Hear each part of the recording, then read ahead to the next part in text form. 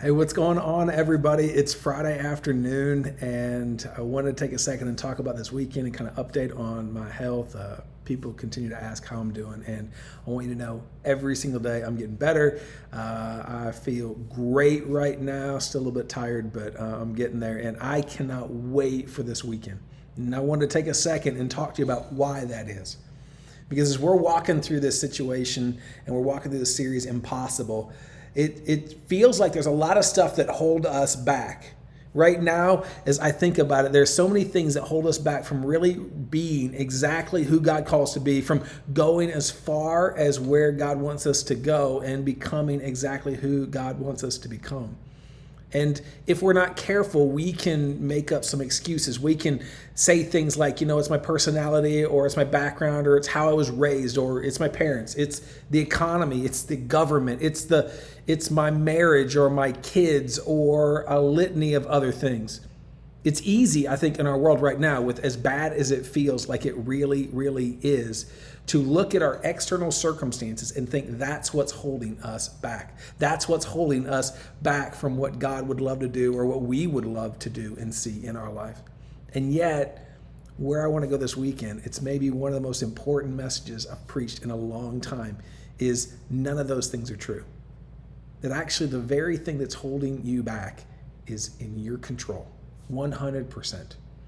And it's incredibly simple and yet incredibly hard at the same time. It's not complicated to figure out, and yet it's for every single one of us, myself included, it's what really holds us back from really seeing and becoming and having the life that God wants us to have. It's what prevents us from our lives looking like what we read in scriptures. It's what keeps us at average and ordinary and normal and mundane. And you were never meant to live that life. You were meant to live a high risk, high reward life. That you were meant to feel alive in a way that maybe you haven't felt in a long, long time. And not scared on the sidelines, but right in the middle of it. Right in the middle of a storm where God completely has you. And I believe it's in those storms, in these moments right now, this season that you think is the most challenging.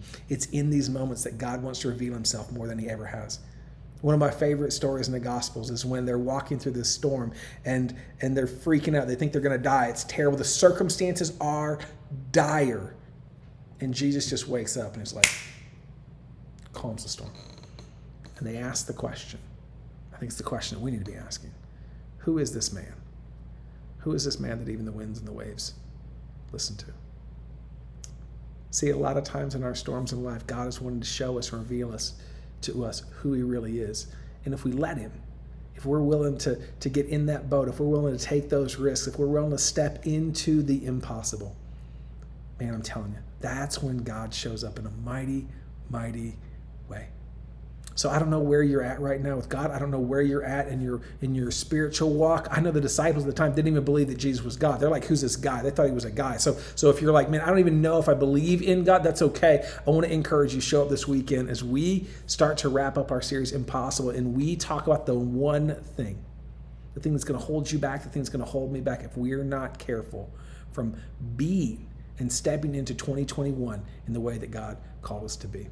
I hope you join us. We got 3 services, 8:15, 9:45, and 11:15. It's going to be a powerful weekend. We're going to be doing a giveaway at the end of the services, and it's going to be a highly experiential weekend.